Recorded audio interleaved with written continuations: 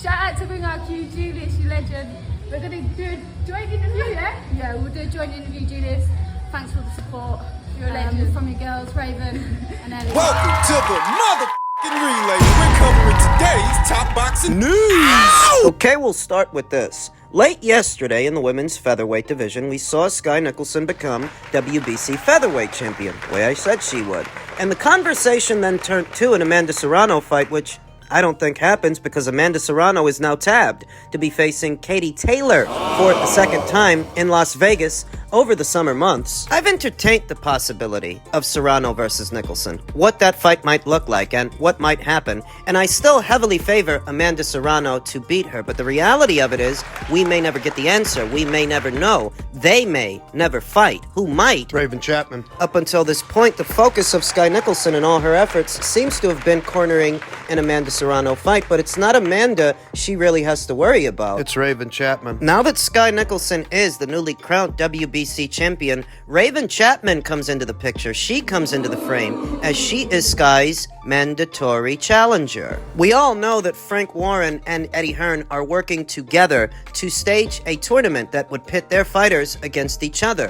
One in Saudi Arabia on the undercard of Better Beef versus Bivol, and yet another one later on in the year in September in the UK. And it's the one in the UK. That's the one where these two might fight. Skye didn't blow me away yesterday. That's just being honest.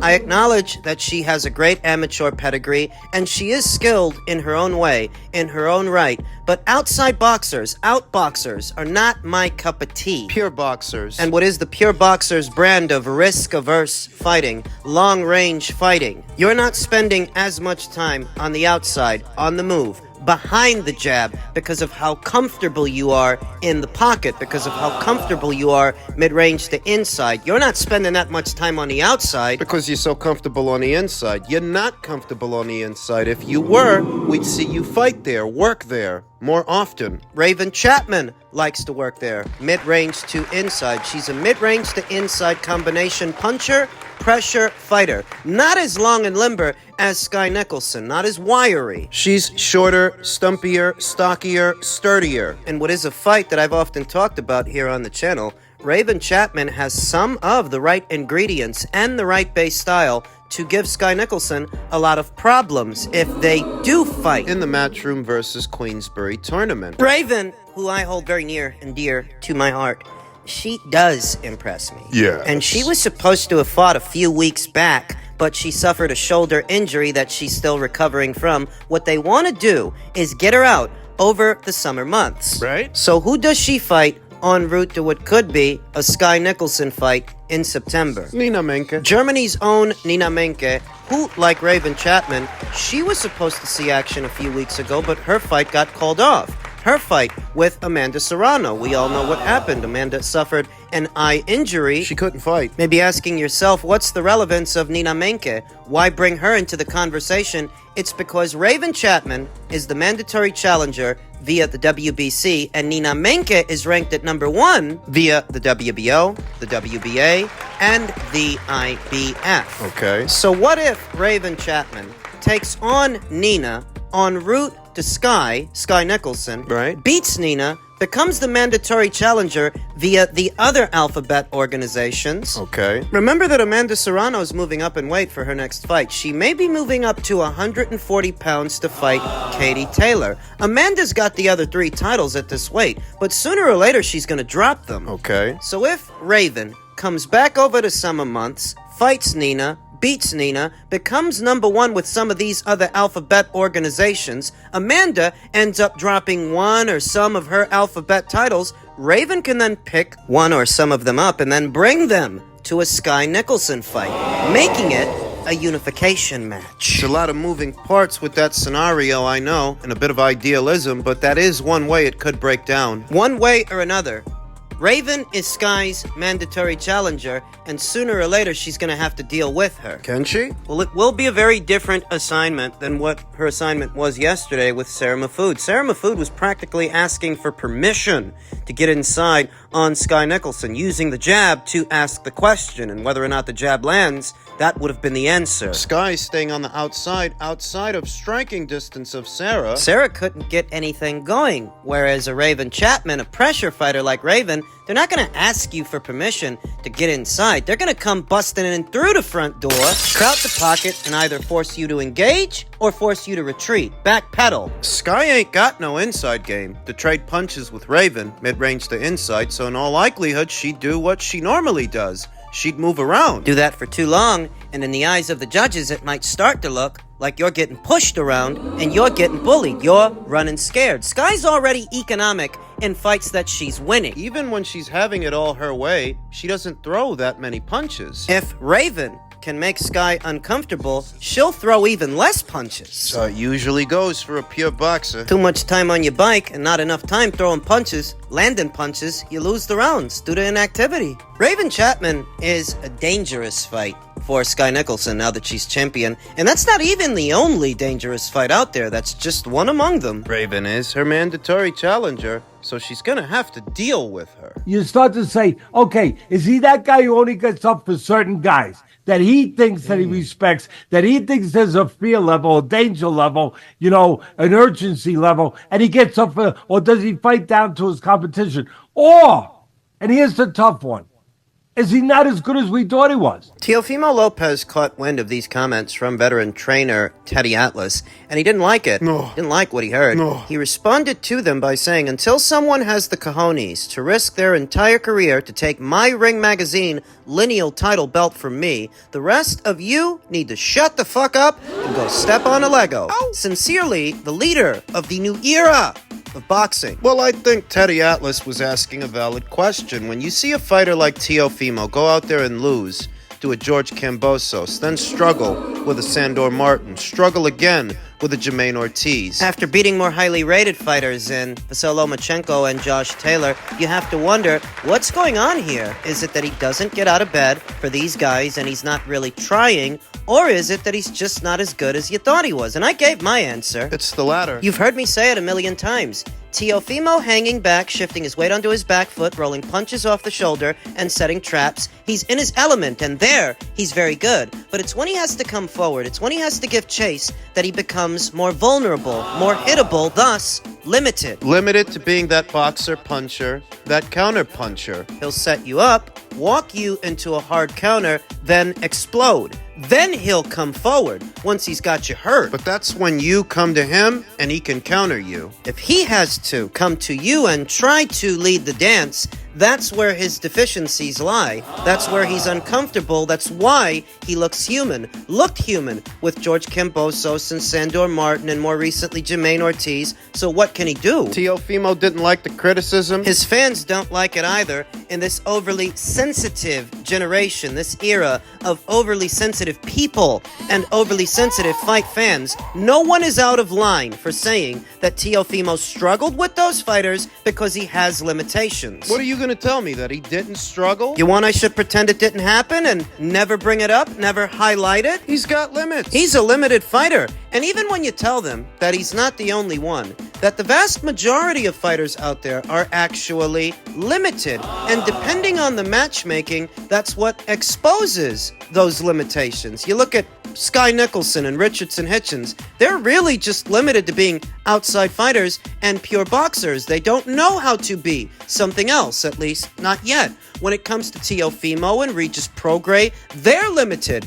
to being boxer punchers and counter punchers. They don't know how to be something else, something more. Isaac Cruz, Jaime Munguia, David Benavidez, these are fighters that are really just limited to being pressure fighters, pressure-style fighters. They don't know how to be something else. Something more. What's consistent with the cream of the crop, the top-level fighters in the sport of boxing in previous eras and this one, is that those fighters, unlike these aforementioned fighters, those fighters can be something else. They can be something more. They're not restricted, limited to using just one base style. More famously, Floyd Mayweather may have started out as a very fast and athletic boxer puncher. He used to go for the knockout. Then over time, he transitioned to being more of a pure boxer, focusing on efficiency and accuracy. Not not throwing as many punches as he used to, but he essentially had two base styles. Not just one. Same applies to some other fighters like Canelo Alvarez, who may have started out as a boxer puncher, a counter puncher, but over time transitioned to fighting like a pressure guy, a pressure fighter, coming forward in that high guard, catching and shooting when he does it, putting a lot of pressure on his opponents. He has two base styles, not just one. Terrence Crawford. He plays both the pure boxer and the boxer puncher equally well. He can hang back, fighting on his toes and pot-shotting from the outside, or lay into his opponent, like he did Errol Spence, mid-range to inside.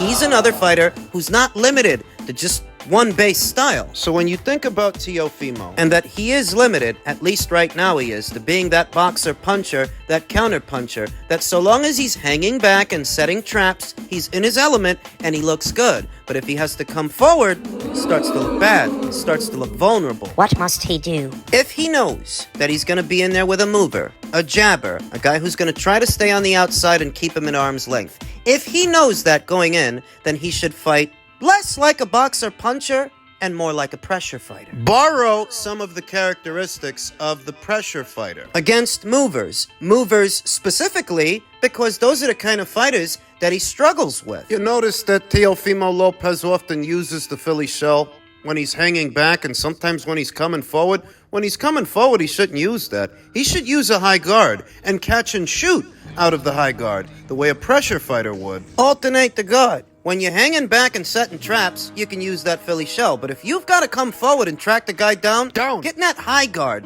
and catch and shoot out of that high guard. So you're not getting hit in the face when you come forward, and so you can still use your counters. Because he's a skilled counterpuncher, and he can keep being a skilled counterpuncher coming forward out of the high guard. It's literally what Canelo does. That's literally what Teofimo Lopez should do. When he's not using the high guard, double up and triple up on the jab. when he's coming forward. It's what Artur Beterbiev does. He doubles and triples up on the jab while he's coming forward so he can keep the other guy's guns holstered while he closes distance. Do it safely. If you're jabbing at the guy while closing a distance, he's going to get behind his guard. He's not going to throw. Point of those jabs that you're throwing, it's not even to land those jabs, it's just to get that guy to cover up so you can get close to him and then bring the big punches over. Oftentimes what we see with Teofimo when he's coming forward is he tries for shots before he's in position to land them. Big punches, big looping punches. Misjudging the distance or overshooting the distance. Double jab will take care of that, so the other guy covers up while you come forward. You get a clear target of where to put the power shots. And you don't end up misjudging the distance because you have a clear line of sight on a target. Alternate from using the high guard to catch and shoot while you come forward and using the double or triple jab while you come forward. Like a pressure fighter would. Because that's what a lot of good pressure fighters do, to close the distance on a moving target, and more often than not, it works. Just a few ideas. There's more, there's a lot more, but the baseline is fight more like a pressure guy against moving targets and less like a counterpuncher. Cut off the ring. Shorten up the punches when you come forward. You can commit to your counters when you're hanging back and loading up and waiting to walk the guy into a shot. You can commit to those punches, but if you're coming forward, don't overcommit. Don't hyperextend. Shorten them up. Like the jab. Remember, that double and triple jab, that could just be a decoy to get the guy to cover up. Those aren't the shots you really want to nail him with. We could talk about this all day. The bottom line is Teofimo needs to be more adaptable in a variety of situations, because what we're seeing is if he has to track down a moving target, he doesn't diversify his offense enough, and his limitations are thereby exposed. I think people don't really mature as they mature even slower in this generation because you enable the idiocracy, and you reward the idiocracy. And I think the idiocracy has been rewarded for Ryan Garcia instead of him, paying consequences for it. And getting this kind of fight, for example, is one of those things that enables it. He's popular and he generates money. And honestly, the fact that you really don't have to promote the fight that much because he's got an idiot fan base that will probably just buy it anyway because they're mostly not boxing fans. It sort of goes to show you the generation that he's in and probably why a guy like that is so popular. There's sort of a plateau as far as where the intelligence reaches here in this generation, and it's not that bright. And yes, I'm going to sound like one of these boomers and whatnot, but I got to call a spade here. You know what I'm saying? It is what it is. I don't, and personally, I think everybody will agree here. He doesn't do himself any favors in terms of his ability to put himself in a position to win and maximize his promotability. Because all things said, the kid is still very promotable if he would just get his act together. But he doesn't maximize his ability to win, and he doesn't maximize his promotability by doing these stupid things. There's definitely something to what Paulie Malignaggi is suggesting, using Ryan Garcia as the most obvious example that here you have a fighter who got the Gervonta Davis fight, but it wasn't because he was more decorated than his contemporaries or more skilled, he was just more popular. And why was he more popular? Was it because of his boxing? His boxing acumen? Somebody that he beat? A fight that he won? A belt? No, it was because of his social media. His social media is actually what made Ryan so popular, and that popularity carried over into his boxing career in the absence of discipline, in the absence of toughness and grit. Stick-to-itiveness. Some would say in the absence of ability, because he's not as good a boxer as Shakur Stevenson or Devin Haney, not Gervonta Davis, who knocked him out. He got to be in a big money fight for no reason other than he's both popular and limited. Idiocracy. There's no other way to put it. That's an idiocracy, and look at it now. He's getting a shot at the WBC title at 140 pounds, not because he earned it, not because he secured a position as a mandatory challenger, but for no reason other than he's popular, which goes right back to his social media. So it's like people are celebrating Unserious people. undisciplined and placing them on a pedestal where they are thereby earning opportunities they don't really deserve. Because you tell me if Ryan really deserves a title shot, that there are not one or some other fighters who are more deserving of such an opportunity than Ryan. You know there are. But he's the one getting it. And I think of all of this as a business strategy by Devin Haney and Team Haney, that underneath it all, they know Ryan's not really on their level in terms of boxing acumen, and he's certainly not as accomplished as Devin. Devin has already been an undisputed champion, and he's a current reigning champion now, 2 division overall. They know Ryan's limitations. We all do. They're only fighting him because of his marquee value. Using him as a stepping stone in order to add to their own. May seem like the undeserving recipient of an opportunity that he doesn't deserve, but over time what he will become is a cautionary tale, that there's no substitute to the work. You have to do the work. You can be as popular as you want to be, a flash in the pan. Without the substance to back it up, you won't get far. You might make a little bit of money, Ryan has. but how long will it be before he spends it all? If and when he does, will he have his boxing skills to fall back on? we can gripe about it now. How this generation has a penchant for making stupid people famous, or Ouch. in this instance, undeserving people. But time reveals all. While here and now it may seem a social commentary, over time, Ryan could very well become a cautionary tale. Don't end up like this guy, thinking you're Mr. Big in the Britches just because a couple of people follow you on Instagram. Not in this sport. Marquee value by itself, in the absence of acumen in the sport of boxing, is tantamount to bringing a knife to a gunfight. Your 15 minutes of fame are up. You're gonna be the guy who was mildly popular for a short while, who got his ass kicked by everybody as soon as he stepped up.